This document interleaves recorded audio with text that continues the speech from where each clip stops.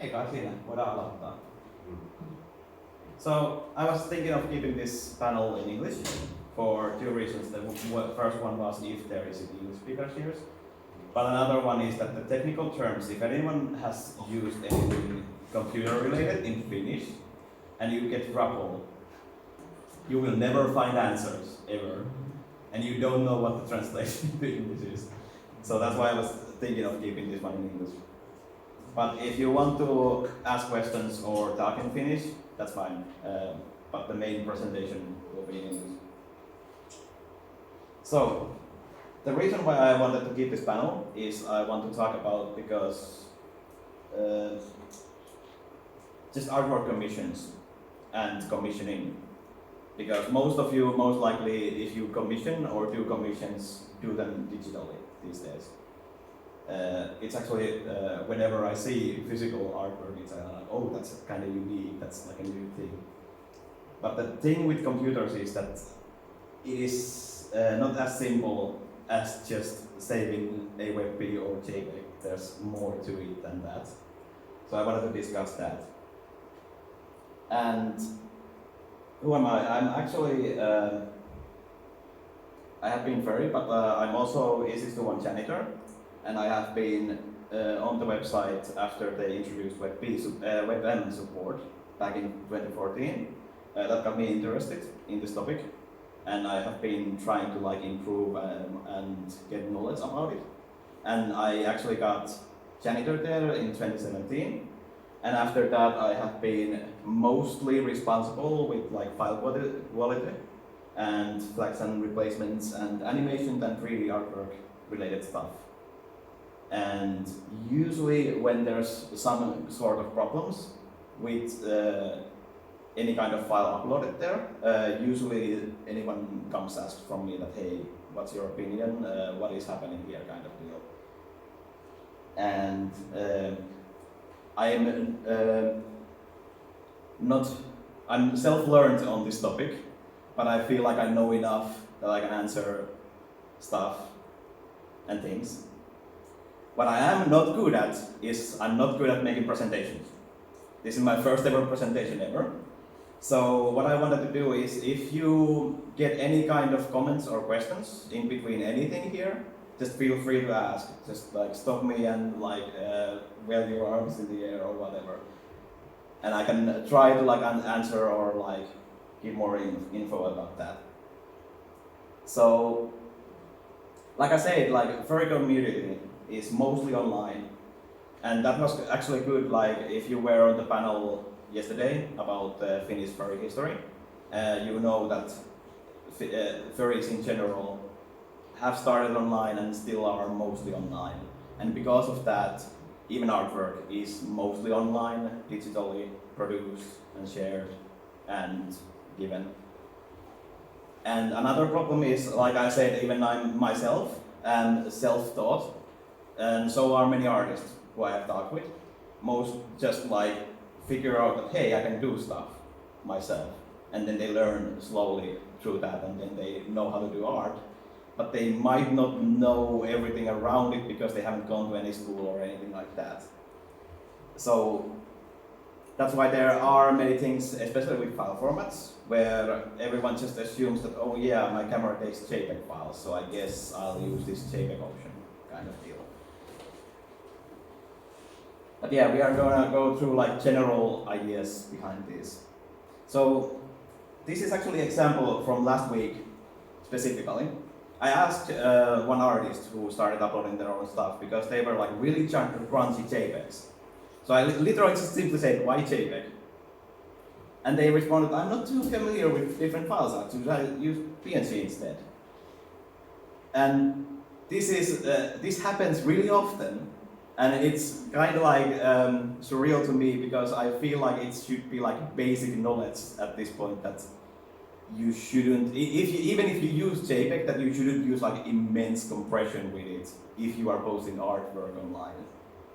But because it's a new artist who didn't know any better, they just didn't know any better. Another one was Commissioner actually, and that was also from last week, and they actually had a problem with animation. it was so heavily compressed that every single frame was flashing the colors. It was like a really crunchy kind of animation. And they fixed it, so to speak. And then I looked at it and yeah, it was better, but it wasn't like good. And I realized they were commissioners. So I asked that, yeah, it doesn't flicker anymore, but there's clearly compression on it. Like, you commissioned it, like, didn't artists provide you with like proper copy of it? And they just like they just drag it and they just say that, oh yeah, I got it from Twitter DMs. And that was also like, it's one of those things that it's so-called common knowledge that you should like provide the proper file, but for this, because it was apparently new people commissioning, they just assume that it's normal to get the file through Twitter DMs. Anyway, so I wanted to start with story about this as well, because like the one thing I like learned this from was, if any one of you lived in the 90s, you know that internet wasn't on the computers by default. Or if it was paid by the minute. So you used whatever software there was on the computer itself. It was Solitaire and MS Paint.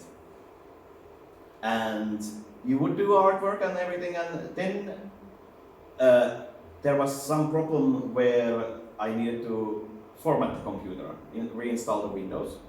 And I started to save the files, my beautiful artworks, to floppy disks. And there was many options, but the 24-bit bitmap was like the default, so I was just saving that.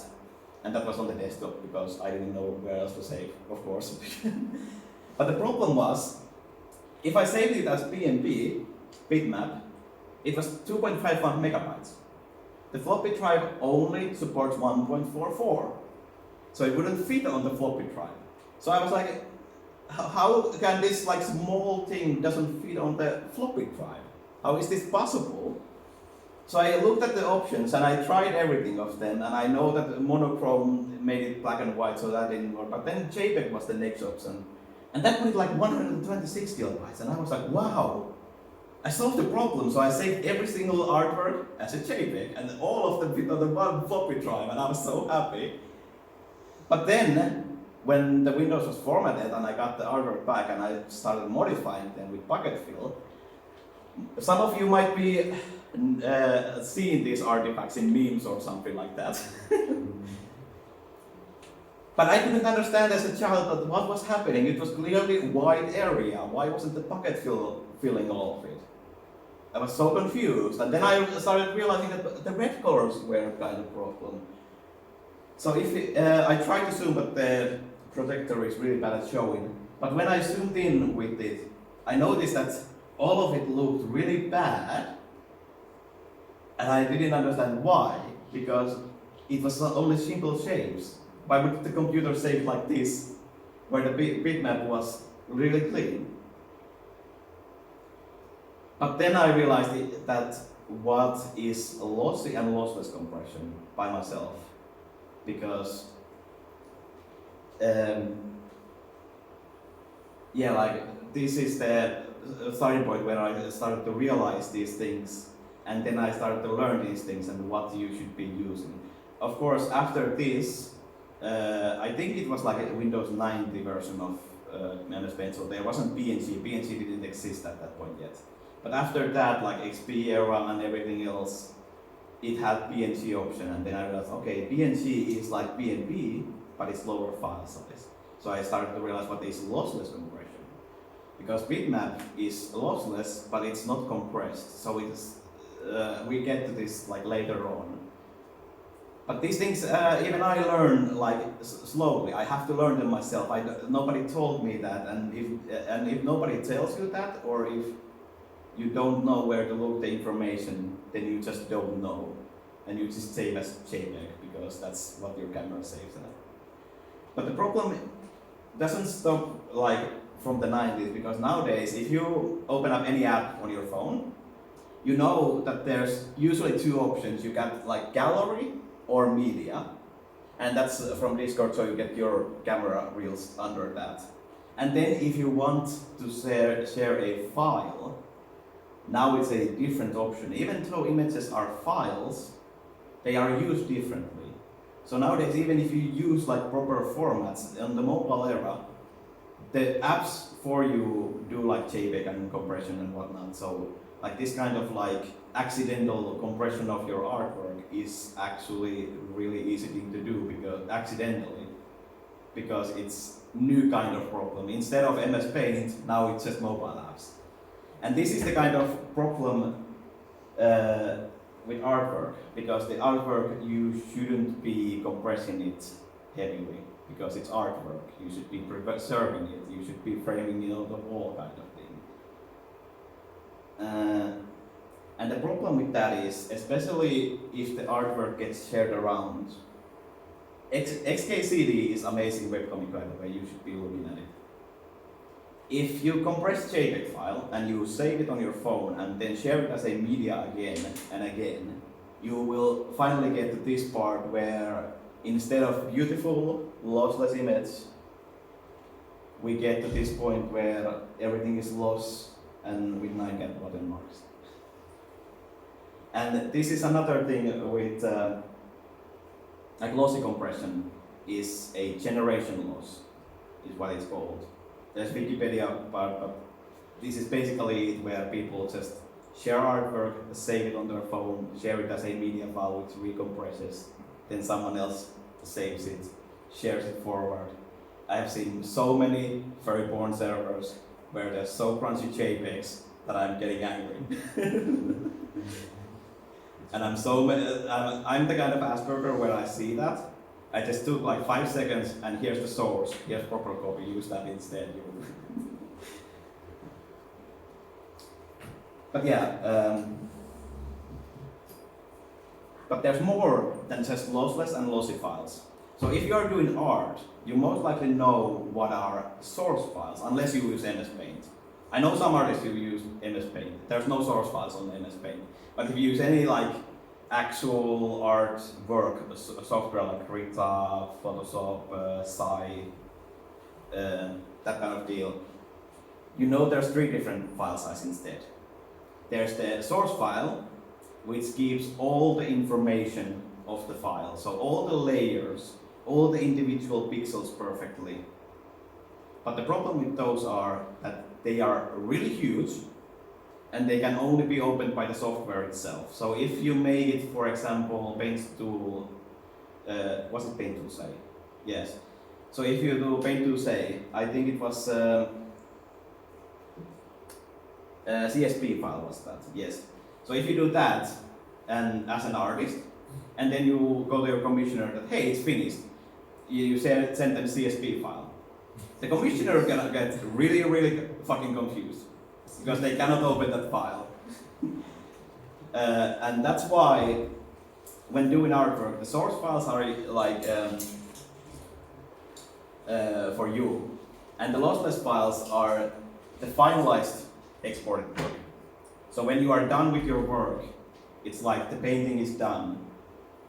You basically like print it out, so to speak, and that's like the copy you give. And that is usually large to medium size files, so it is usable. But it is, and if you gave it to the commissioner, you most likely won't get any kind of confusion, because it's just file that works, and it's perfect quality and everything, and they will be happy. And then we have the lossy files. Lossy files have the advantage, they have really low file size, and that's why these mobile apps use them, because if you are using instant messenger, you just want the file to go fast and load fast. So that's why they do compression, so it has a use case, and it is designed to be portable and usable on web, and there's the, and usually, so I listed some of these lossless and lossy files, but it's not that simple. We'll get to that. And I also had this, so like I said, the source files are for creators. And usually, like, if you are a creator, I would highly suggest you always save your source files. Just get external hard drive or something like that. There are cases, for example, if someone wants to update their character, for example, and they go to you like, hey, I want to give you $50 more to alter this slightly. you will have that option because you have the source file, you can just open it up and alter the things without. Because if you have deleted it, then you only have the lossless file, which means that all the layers are lost, and you would have to basically redo the whole work on that specific area that you want to be altered. And lossless files, I would say that is what is, if you are doing, if you commission stuff yourself, require that the artist sends you a lossless file. Like that is the base minimum, and they should be compliant with that, in my opinion, because you paid for the work, and you should have it in a form where you can put it on your wall, so to speak. If they just send you a lossy file through Twitter DMs, then it's kind of like, okay, here they just get it somewhere on the back pocket. Oh yeah, this is crumbly paper. It's here, kind of deal. Napkin paper artwork. I mean, that's fine as well. If someone just does a little doodle, then it doesn't need to be that huge of a deal because there are not that many details to begin with. But usually, if you are doing, if you are paying for commissions, try to get the lossless files. And yeah, the lossy files, like I said, they do have the purpose mostly online. But the thing with here is that usually when, like I said, with the mobile apps, usually the app does it for you. So if you get the lossless file, you can literally just send it anywhere, and most likely the services where you send it, whether it's social media or instant messaging or something else, they usually compress it for you. So you don't need to have lossy files these days. So you normally shouldn't have lossy files, and if you need, usually the platform does it for you. Sometimes there are some like old websites, for example, which doesn't like alter the file for you. Then you might want to, but even then it's literally like you just open up MS Paint and save it as JPEG kind of deal. And most scenarios. So it's mostly just an art of balance. Artist has all the power, commissioner gets what they get, and everyone else gets kind of compressed stuff. But then we talk about file formats in general. So I put the panel title as a WebP, for example, for a good example. Have you recently opened up a website and tried to save an image from there? And then it doesn't save as anything you know, but it's WebP for some reason. You just go like, what is this? How do I use this kind of deal? So the problem with files is, I'm using English language as an example, but after some Discord users were like, you should use that, I put a disclaimer that I'm not saying that English is good or bad. I'm just using it as an example. It would be same as, I guess some know Dovak keyboard layout, for example. Like it's similar deal, like, firstly yes? As a native English speaker, I can tell you that English is bad and terrible and should never be used. Yes. this is kind of my experience as well. Like, it's usable with most people. It's same with social media. Like, you don't go where which is good, you go where your friends are. It's same with English. You don't use what language is actually the most superior, you just use what other people speak.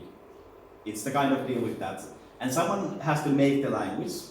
With English, like languages evolve over time, but like someone has to like start it and make it. Same with like Finnish language, someone was the father of Finnish language and then it gets refined and everything.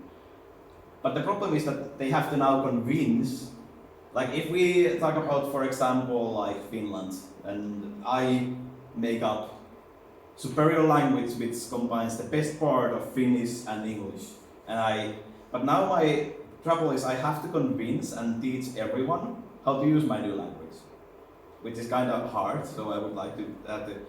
And then, of course, because I'm trying to say that it is the best and everyone has to do it, of course there will be backlash, but why would we use that? That's stupid.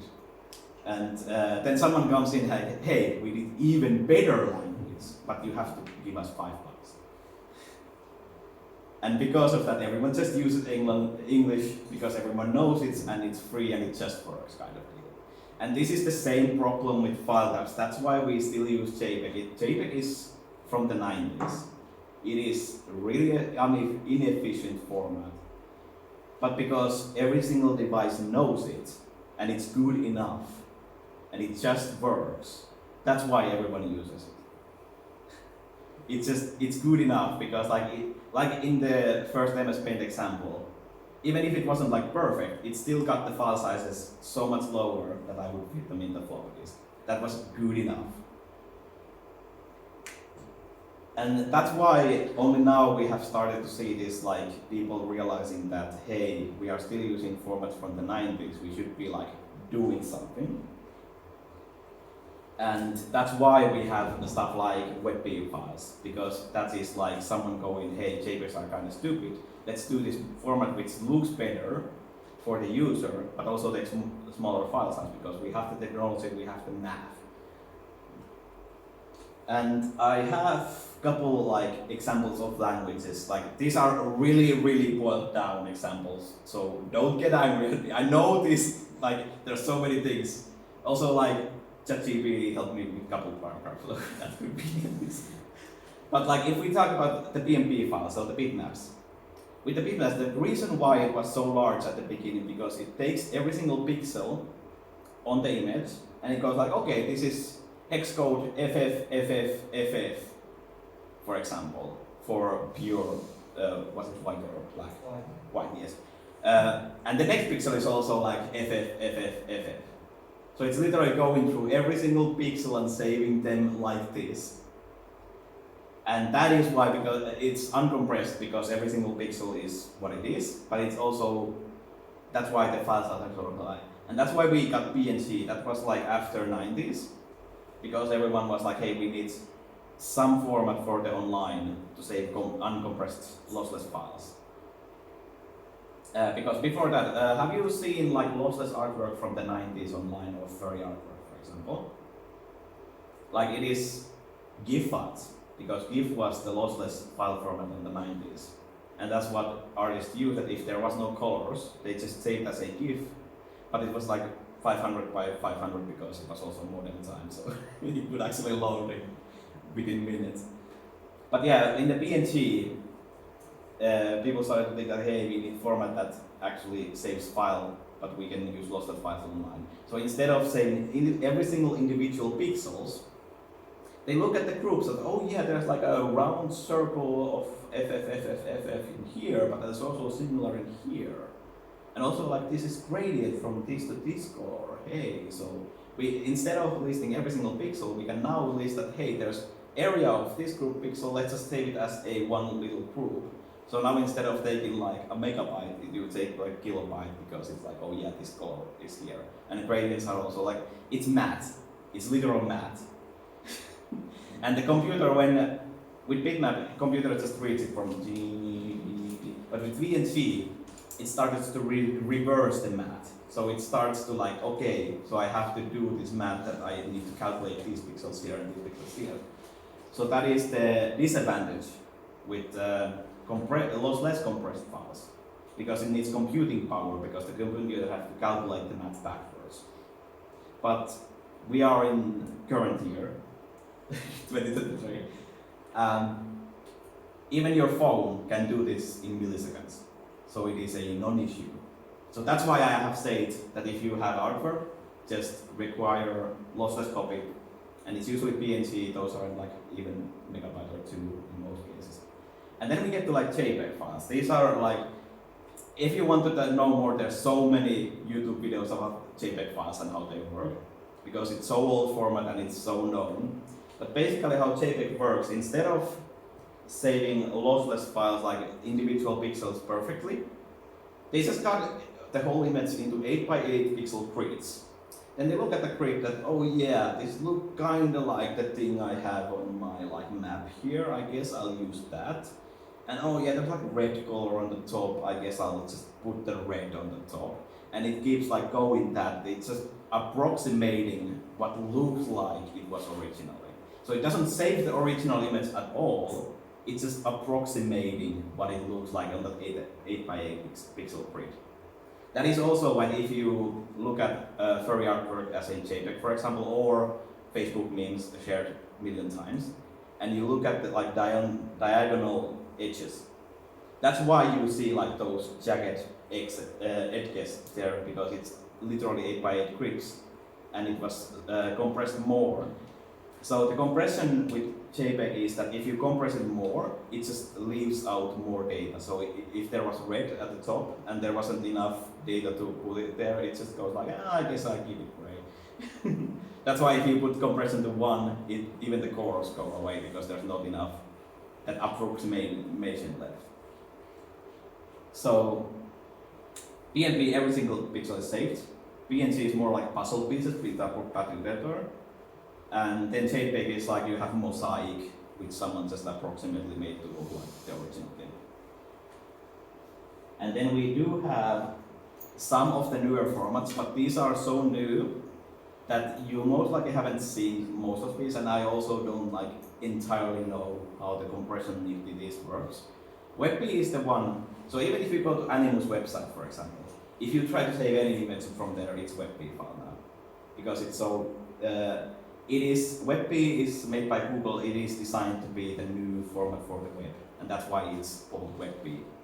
Hey, does anyone have like iPhones or new Samsung phones? Have you got a problem where you try to share a photograph and then you realize, oh yeah, it's called Hey, what is Hey? And then it doesn't embed on Discord, for example. Yeah. So that's another thing, like with the mobile devices, the space on the mobile device is limited. And also like you need support fast. So Hey is commercial successor for JPEG files. So it's providing higher quality with lower file size. And that is like the main benefit of it. And that's why it's used on mobiles. And Apple especially is pushing it really hard because of that. Because you literally get more space. Nobody can argue with that. The only problem is, because like I said earlier with the language, because not everything like the instant messenger app, for example, doesn't support it, because it doesn't know the language yet. Hopefully soon, kind of deal. That's why it doesn't know what to do with the file, or if you open it onto your computer which isn't updated, or something like that. AVIF is competitor to Hake, because with Hake you have to pay royalties. So that's why I was talking with the language thing, and this is why we can't have those things, because Hake is pushed, but it costs money to put on your phone. So when you buy your Samsung phone, you actually pay like €1 on the phone, just so you have the support for this format. That's the problem, and that's why so many go back to JPEG, because it's free and it just works. But then there's also this, I have been talking about this panel for like a couple of weeks, and every single nerd I have talked in Discord, they just go like, but JPEG XL, it's the new thing, it's the best thing. And that's the problem, and it has the same problem, it's a new thing. Even though it's amazing and has all this feature, everyone still has to learn the language. And currently nobody has learned the language. And there's so many more competitors to this. If you go to like GIMP's export option or Photopos export option, you most likely get much more options than the MS Paint one. There is most likely like 100 at this point. And it's because of that, because we constantly get new formats which have down and upsides, and they just don't work anywhere, so everyone uses JPEG. We have talked about image format. Now, let's go to animation formats. This is the biggest hurdle I get from E6 all the time, because because with images, you just save PNG. That is simple. With animations, it gets much harder. One slide I put in this part. What is GIF? Someone tell me definition of GIF. Graphical interchange format. Okay, so you said it was graphical. That's the file format's name. So you say it's file format. Yes, that's the dictionary definition of a GIF. This is why the whole GIF versus GIF is so annoying, because it cannot be GIF, because it sounds really awful in Finnish, and it also means another thing in English. Dictionary definition is it's a file format, and like you said, I don't have the, but it's the, what was it? Graphics interchange. Graphic interchange format, yes. Something like that. Yeah, something like that, but it's from the 90s and it was supposed to be like the lossless file format, so that's why it's called graphical interchange format. Problem is that this definition hasn't been like this for like at least 5-6 years. My current definition, it's a really short video, animation or reaction video without audio. And it can be any file format, and usually it's converted into MP4. And this is where my Asperger triggers really hard. Have any of you heard like Giphycat or Giphy or something like this? Tenor is one of those. GIF file format is extremely inefficient, so nobody wants to deal with it. They are really high file size files for no reason, and that's why in the earlier diagrams, I guess I can technically like see it here somewhere.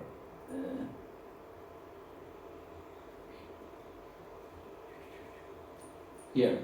So if you look at this, there's GIF images, GIF. And with Discord there's also GIF, but it doesn't show there. And there's also GIF on the Telegram and everything. If you use those services, they actually have a database of video clips, MP4 files or WebP files. And they instead just embed that video file into your instant messenger or social media and label it as GIF. But if you ever have anyone try to save any of the GIFs from like Twitter or X, what it's called nowadays, or Telegram or something, and then you just get confused that, oh, right click isn't working, the long tap isn't working, I can save this, and Telegram, oh, it's MP4 file for some reason. That's the reason, because GIF files are so notoriously like, can I like put it back?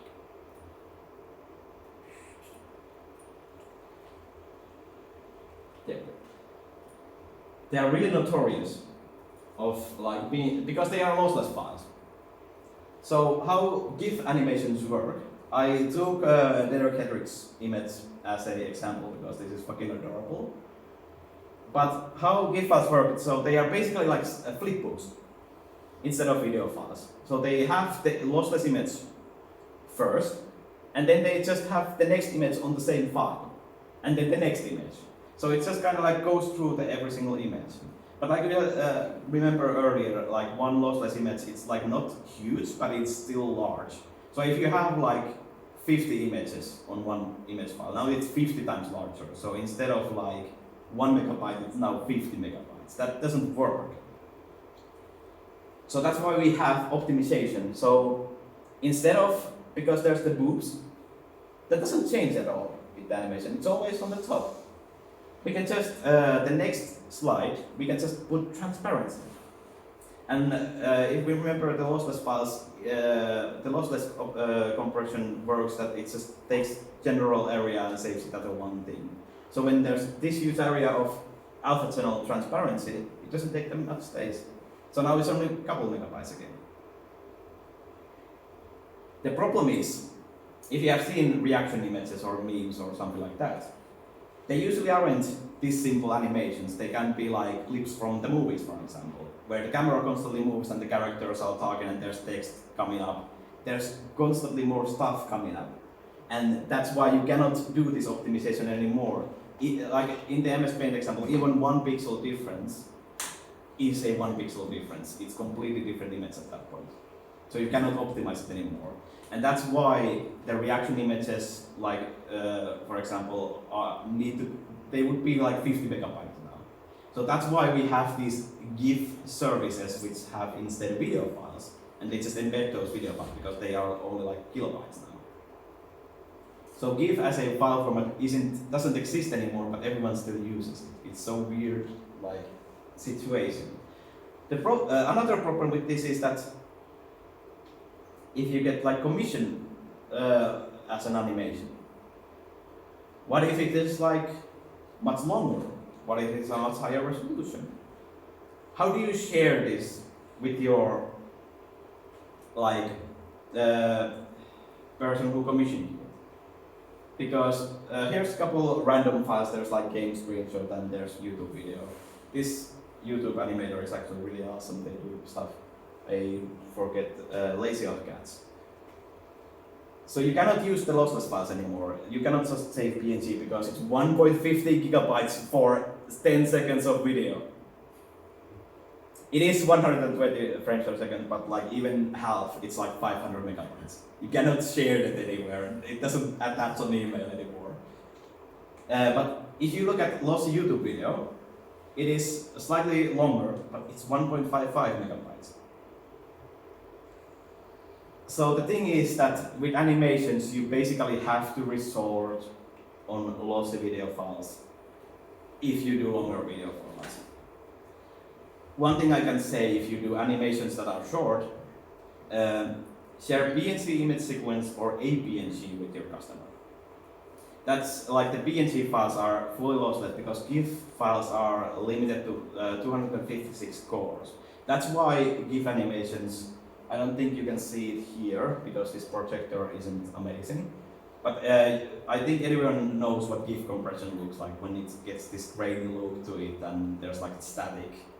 I was about to say about the that color crunching. You can actually limit it all the way down from the 256 to like 2 colors or 3 colors. Yes, you can. So that's the compression that the GIF. Yeah, that's why GIFs are lossless because it's from the 90s. So 90s people were like, well, I don't think we need more than 256 cores. This is enough, I guess.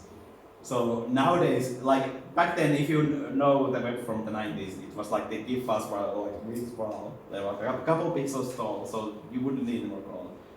But nowadays, I see so many artists sharing GIF files that are all like, especially during Christmas time, Christmas lights, all colorful Christmas lights with gradients everywhere. They save it as a GIF file. It looks awful. There's color banding. Banding is when you get the gradient, and the gradient, instead of like smooth gradient, it's like 4 bars. And it, how you can get rid of that is dithering. So you add some random noise to it, so you can kind of shift those pixels. But then you get that GIF compression look where it's like really noisy. So I can go into the art of balance. This is why if you do animation, you have to know the file format as well. This is one thing that I also see where someone does a small animation like this, but then they add like camera shake to it, or they make the character move, or they flash a lot of colors to it. You have to know your format. If you do GIF files, you need to make it small, low amount of color, low amount of movement, only like a small poop going up. That works. I have one more comment because not every browser supports APNG as well. Actually, nowadays it does. Nowadays it does, yes. But there are still like people using older browsers. Yes. And another problem, APNG. So that's why I say that if you are commissioner or artist, you should still share the APNG or PNG image sequence in a zip file, because that's the good copy for the archival.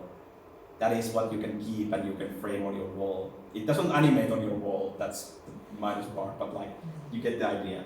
But then that was actually where I was going with, if you are doing animations, with images you can share PNG to your customer and they can open it. With animations, usually you want to give the customer the file they can open and is good quality. So if you are doing like this kind of animation, you might want to actually give them a PNG or PNG image sequence and GIF and video file. So they have all the 3. Because the customer might not know how to deal with, because this is another thing I have seen, especially on Telegram, when someone gets their commission as video file. Suddenly they want to share it as a GIF. They have no idea how to do that, so they go to easygif.com. There's the watermarks everywhere, and the frame rate is like 5 frames per second now, and the frame pacing is all over the place. So if you are an artist, you want to know how the file formats work and give the customer files that they can use, and you can give them multiple formats so they can immediately use what they need. I also have gotten a couple animation commissions, and a couple artists gave me both the GIF file and the high quality MP4 file. And that was like good enough. Because, like I said, if they gave me a lossless video file, it would be so large that I couldn't download it anywhere, or it could be lost. That's another thing, like in the Finnish panel, like something can get lost media. One is that if the file is so large that you need to rely on like cloud service, well, what if the artist stops paying for the cloud service? What if their cloud service account gets banned? Now your commission is just gone if you didn't save it, if you didn't back it up. It's just poof. So that's another factor with this, because if the file size gets too large, it is unmanageable to save online as well. So that's why with the animations, you sometimes have to resort to just using lossy files. Actually, I think I have a couple of frames here, like from longer. But with videos, it gets even harder, because that's not the only thing that happens there. Because with video files, you also need to take consideration resolution and aspect ratio, frame rate, and with the lossy video files, you need to also know what bitrate is. Because these are also basic things that I would assume that most know, but I have seen that most don't. Especially with the resolution and aspect ratio. Have you seen video files where there's like massive black bars on the sides or bottom? And yeah, that's when artists renders at some resolution or an aspect ratio, and then they put it in an editing software, and they don't change it to match. And now the whole video is scaled slightly up or down, and it adds those bars because it needs to make the resolution correct, because they didn't change it. Same with the frame rate. I think we were talking with the AI panel, for example, with animations. There are sometimes animating on twos, so you animate on 24 frames per second, but you draw every second frame. So, sometimes, if you render it, that's another example I haven't seen, is many who use Blender. I think the default is 24 FPS. Is that correct? Approximately, yes. Yes, because that's the industry standard. Don't use that. You aren't in film industry.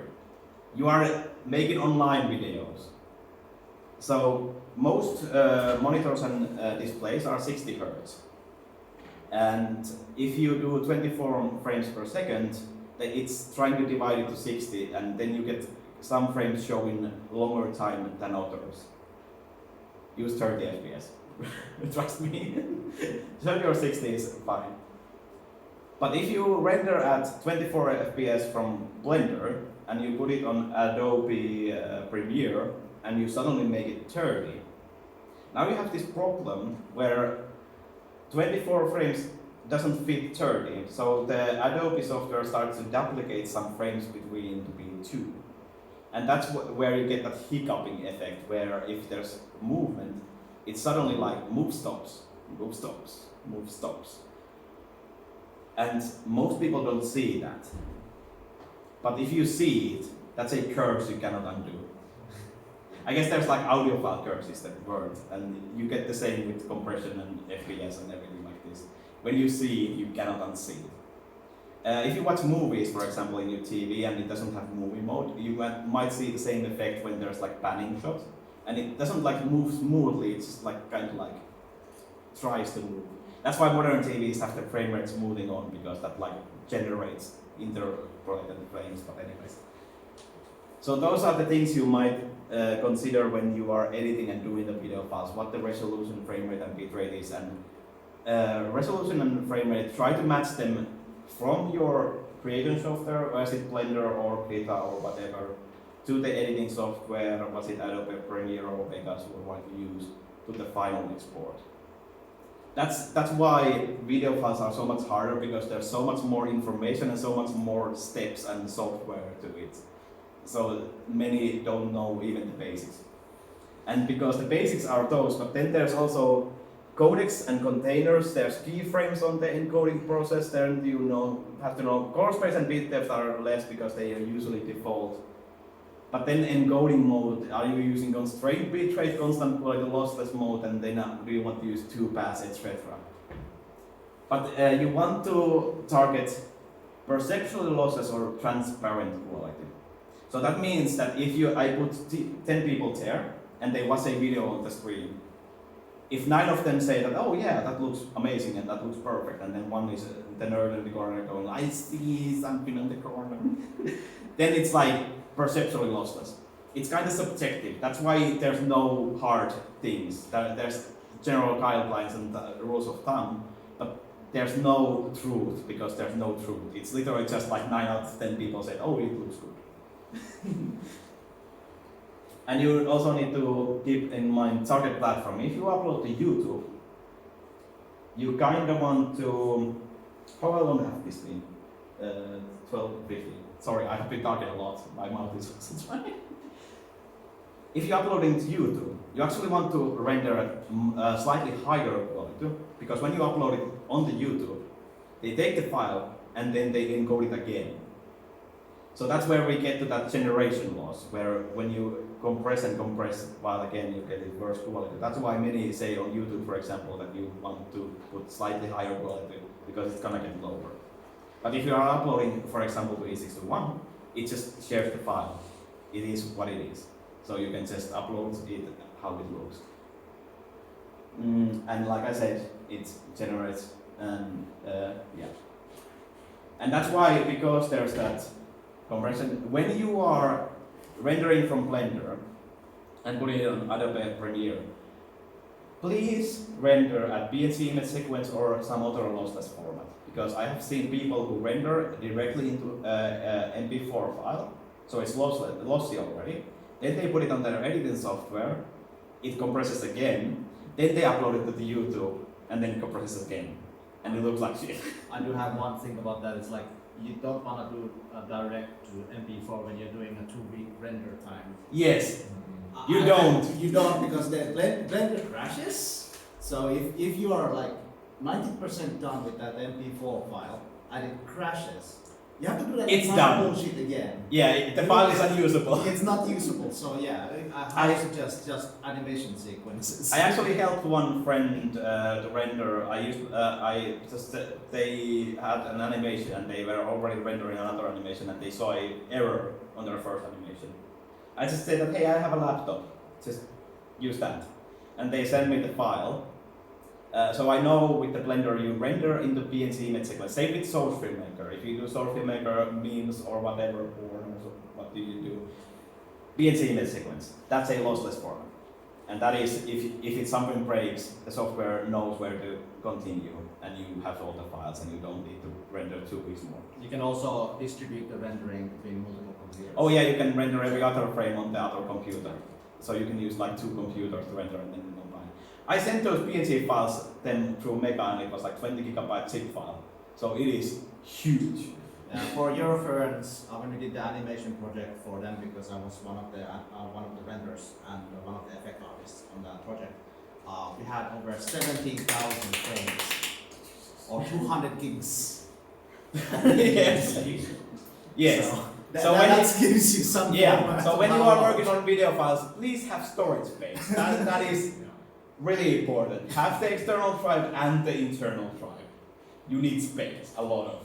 Yeah, we were using cloud services for all the synchronization between all the team members. Oh yeah. But still, that's a lot of space.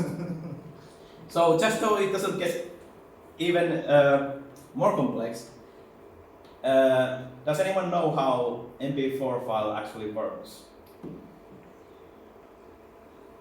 Because MP4 file tells me nothing. It is a container. It can contain anything at all. Again, going back to like the mobile phone, has anyone of you have newer mobile phone where you share like your video file to Discord, for example, and it just doesn't embed? Why doesn't it embed? It is because it isn't broken, because MP4 is just a container. Think of MP4 like a basket. If it's like a fruit basket, you can put fruits on it, but it doesn't like determine what fruit you have to put on it. You don't have to put oranges. You can put apples or bananas on it, or eggplants, I guess. And that container then has several streams on it. So the streams itself, you can think of it like as an apple and a banana. So even on MP4, you can have H.264, which is also called ABC, because of course needs to be more complex. I hate that so much because I knew what H.264 was at the time, and then I turned into ABC and I was like, what the fuck is ABC? It's the exact same thing, but they are just named differently. Same with high efficiency video codec, that's the newer one. That is most likely the HEVC if you have the newer phone.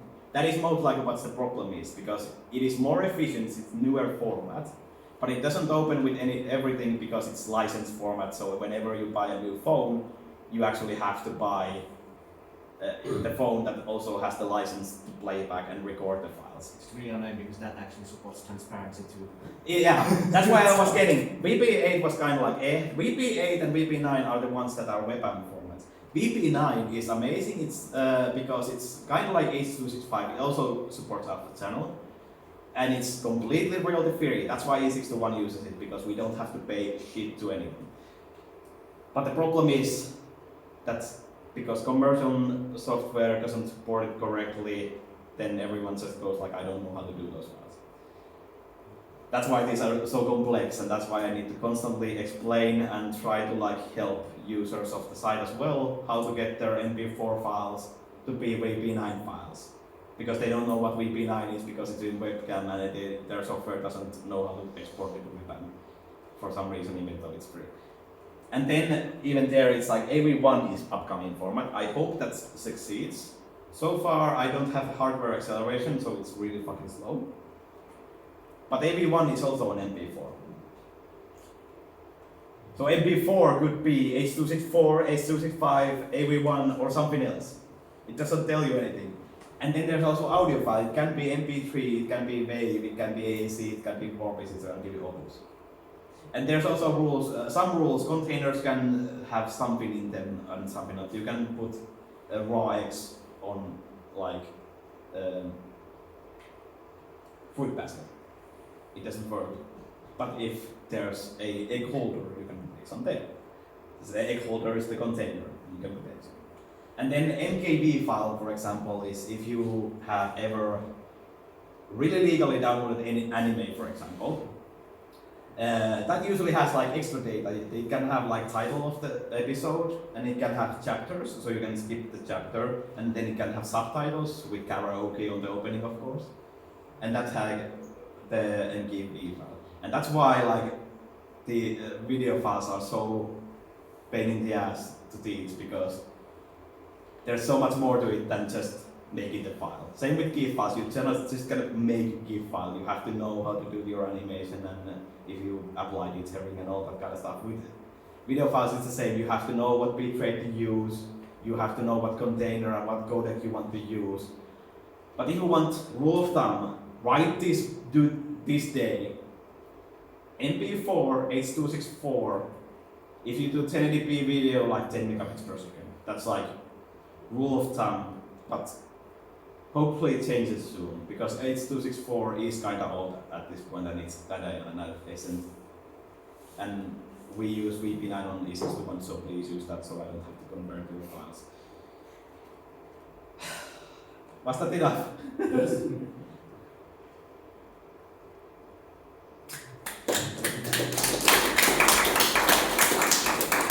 Does anyone have any questions or comments or something I can answer? I can also answer if you have E621 related, like file quality and file format stuff as well. Yes? I want to add that something like JPEG and WebP also have some lossless setting. Oh yeah, so that's where it was like kind of shaky when I said that lossy and lossless. And I kind of hate it, but WebP file can be lossy or lossless. So you can no longer like check the file type and go like, oh yeah, this is lossless file.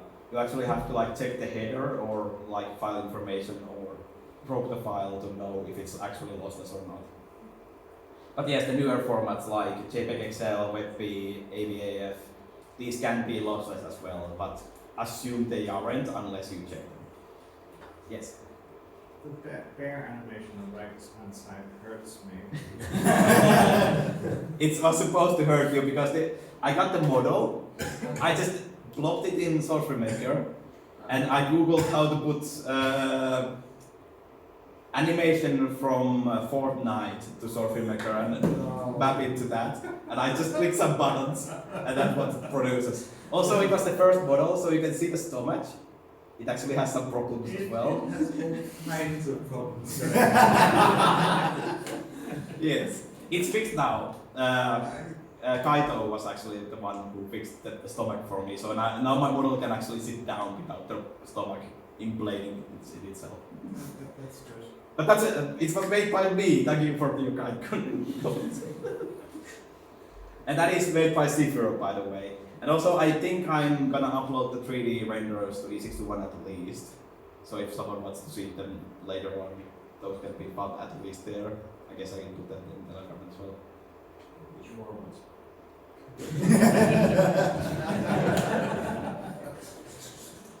I'm gonna upload them as a file and PNG. So you have to download them separately on Telegram instead of seeing them. Oh. Well, there's also the fact that H.264 can also be technically lossless, but Oh yeah, so you have with the color spaces. yeah, so it's not RGB compatible. yeah, so that's I have someone. It's technically lossless, but it drops the sound. Yeah, I was about to say that someone on Discord started to argue with me that, oh yeah, MP4 can be lossless. Yes, it technically can be, but video files has this funny thing called chroma subsampling. Has anyone heard of that? So if you watch any online video file, so they actually separate the light and color information, then they downscale the color information in half, and then just upscale it on the player.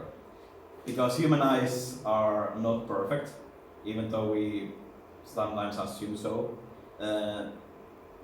They don't see that difference that often. You can see it if you see like bright red color somewhere. That's usually when it starts to bleed around the other areas. Then you know that that's the like chroma subsampling. Or if there's like 1 pixel detail going somewhere, there can be slight like problem. But yes, you can technically save lossless MP4 files even in H.264, but you get a chroma subsampling if you aren't careful. That's the problem. That's why I haven't really signed the idea that you should be using lossless MP4 files, because every time someone uses the chroma subsample it is technically still lossless, but you get half the color information. It's the same with GIF files. It is lossless if you are fine with 256 copies. It's even pre-lost. Yes. Yeah, like it's use air quotes lossless. And the same thing kind of goes for JPEG as well. Yeah, you can. Push the quality to 100. Yeah, okay, that's why I rate about Twitter or the X on E621 every single day, all the time. They not only use JPEGs, but they chroma subsample the JPEGs. And then there's artists who exclusively post their artwork on Twitter. It's a pet peeve of mine. Yes. And I'm just like, please use Newgrounds, please use Itaku, please use Inkbunny, please use Weasel, whatever. Don't use Twitter, just stop using Twitter for your artwork. Or you can use Twitter for your artwork, but do it in a way that you just say that, hey, I have new artwork, go to this gallery site I have. Or just one good thing I have seen many artists do is do your own website. That is actually a legit thing. You can just have your own files there, and it's not that hard or expensive nowadays, especially because everyone uses social media, so no, they just beg you to make your own websites, the website services. Okay. Did I really talk for an hour? Yes. Yeah, you go. About Twitter, Yes? since 2019, they actually, at least they did, preserve the original JPEGs if you upload them. If you used the web clients. I'm gonna show you something funny. I have so much stuff in here, so I'm not gonna show you how. I remember that because I. Even now I have like 4 mentions, even though I say that I'm not here. We actually have this whole wiki page here. We have unfavorable sources, we have semi-favorable sources and favorable sources, and then a whole table of what website hosts everything in every format and what does it support. And then you can go like, is the X somewhere here or did they update it already? Twitter's right there. Yeah, Twitter/X. So if you click it, then we also have more information about this. So yes, we also have listed, as of December 2019, JPEG files are stored under original file size, and thus, if the image is not exif-rotated, and what was the other? It was needed to be under 4096 pixels. Then it saves, it doesn't transcode it. It keeps it as the same. But before that, I don't know if it's here, but like, before that time, if you wanted to share PNG files on Twitter, you erased 1 pixel, made it transparent, and Twitter kept it PNG. And many artists did this trick to preserve their files as pristine quality. But they stopped doing that because of that. And that change was because photographers got really angry that their photographs didn't show as good as they did on the local computer. And now the furry artists need to suffer because of that. But yeah, we have actual all things listed on this wiki page. We have actual wiki for all of these things, and we have listed all of these things in here because we are fucking nerds, I guess. Yes, I love that you have this page. I need to look it up. What? I love that you have this page. I need to look it up because this is like relevant info for me as an artist. I have what? This page. Ah, yeah, page. I got heard Patreon. I was like, no, I don't have Patreon. Not that good. Have you considered it? No, I do have coffee page, but I got like $2 from it. I got 1 Steam game, so thanks for that game. But yeah, we have actual wiki pages for all of these things. And it is, I actually started this as in my profile bio, and I got so annoyed that people linked to my profile on E6, so I just deleted it and moved it to the wiki page, and then everyone else started contributing to it. I have been on this site way too fucking long.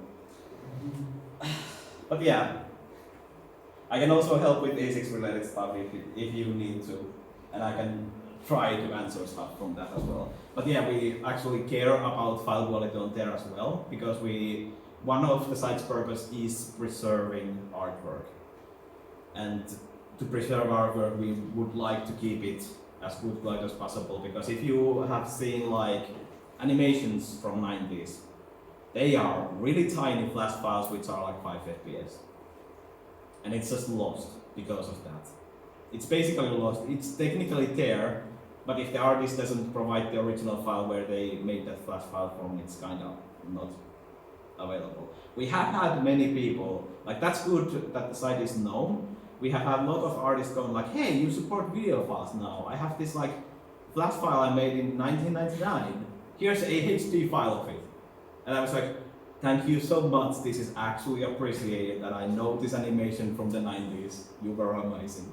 Kind of deal. So there are sometimes good things happen there as well, and everyone else. Actually, there was the meme animation where the dragon is fucking a car, the original one, and I think someone actually uploaded higher resolution version of that. So that is better version now as well. Just a question. I thought that flash files were usually vector graphics. So No, okay, so that's why I hate the flash files, because they can be everything. They are executables. So when you open a page with Flash embedded on it, the browser cuts away that part, and then the Flash player opens up on your computer, and it starts playing it, and it just sends the visual information in the browser on that whole. And the files you play on it are actual executables. That's why it's so easy to make malicious Flash files, because they are actual executables. You can execute code with them. And that's why we don't have any interactive formats on the site, even now, because it's security risk. It's huge security risk to have anything HTML5 even. But yeah, the Flash was, and because it's executable, that's the one thing I usually do if I have downtime, which I never have because everything is on fire all the time. But Flash files, especially later on, they were usually like video files just inside Flash. Later on, yeah. Yeah. Remember the earlier animations were usually better. Earlier was usually vectors because vectors take kilobytes. Yeah. But later on, many animations were JPEG image sequence or FLV files inside the Flash file. So FLV, that's why converting Flash files to video is sometimes relatively easy because it's just, I have on my home computer, it's JPEG S is the decompiler software. And if you open up like an animation, usually if it's like FLV file, you just decompile that FLV file and convert it to something newer. And then it's video file now, instead of needing to deal with Flash in any way. And we actually allow, if someone has free time as well, we do allow converting Flash files into video files on the side and just uploading them, just parent them correctly and it's linked and everything. But then there's interactive Flash files or vectorized Flash files. I use Swivel. Swivel renders out those frames perfectly with frame tracing correctly. And I think there was at least a couple artists who had no idea how to convert their Flash animation into video format. And now the videos I have made, they actually share them even in their page packs because it was so good encoding that I made for them to E6 to 1. And they just share it on the page packs because they cannot do better. Anyway, it has been over an hour and my mouth is really dry. Does anyone still want to ask or comments? Nope. Okay, let's leave this place.